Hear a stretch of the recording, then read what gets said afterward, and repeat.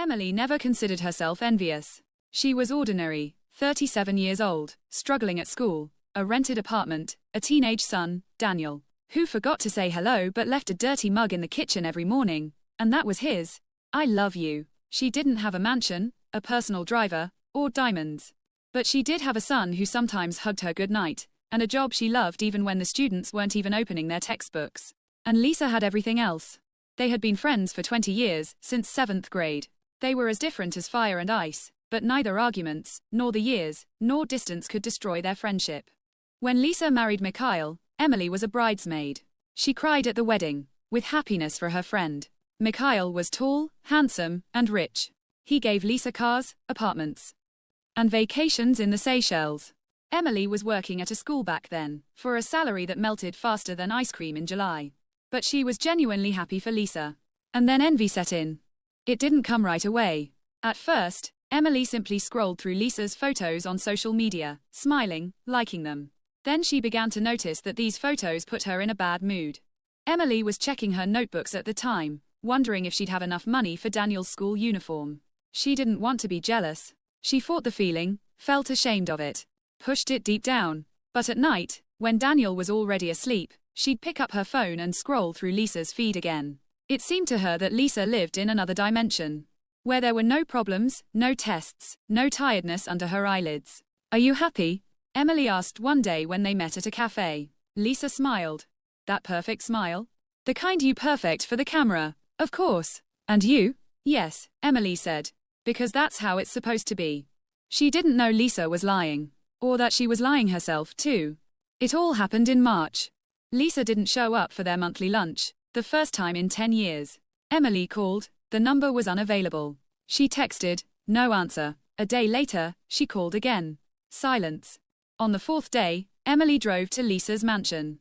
The gate was closed. The house seemed empty. She rang the intercom. Silence.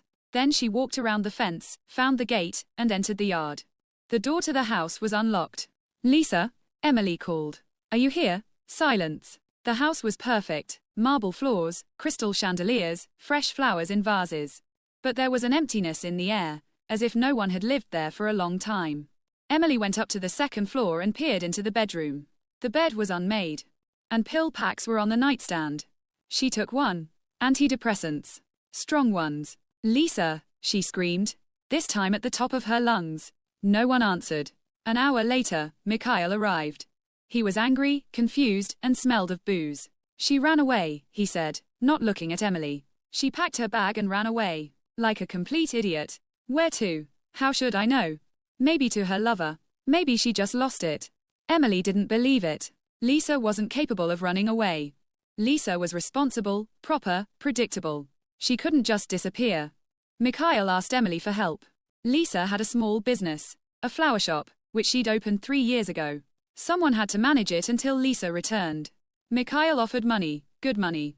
Emily agreed, not just for the money, but because she felt she belonged here. She had to understand what had happened. The transition from her life to Lisa's was like stepping into another universe. Emily moved into the mansion temporarily. She had her own room, bigger than her entire rented apartment. A whirlpool bathtub, a silk robe, a coffee machine that made a latte with the perfect foam.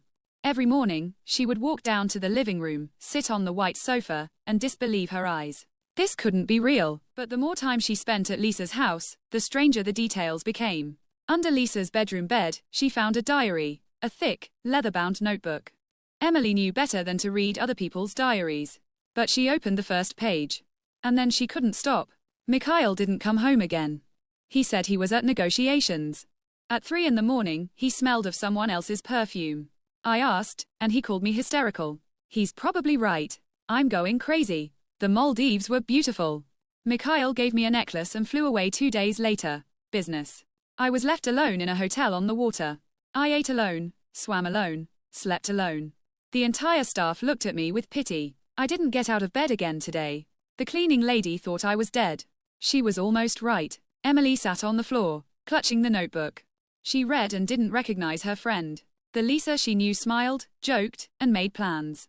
This Lisa cried at night, counted pills, and dreaded waking up in the morning. Where had Lisa disappeared to? On the 5th day, Emily was managing the flower shop.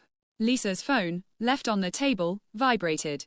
Emily didn't want to look, but she saw the name, Mom. She answered, "Lisa, honey. Where are you?" The voice was frightened. "This is Emily, Lisa's friend. She's disappeared. Do you know where she is?" Her mother burst into tears. "She didn't tell me anything.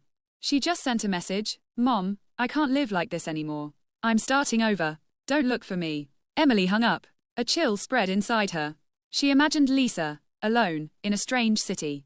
Penniless, she checked. The accounts were almost empty. Mikhail controlled the finances, hopeless. Why hadn't she asked for help?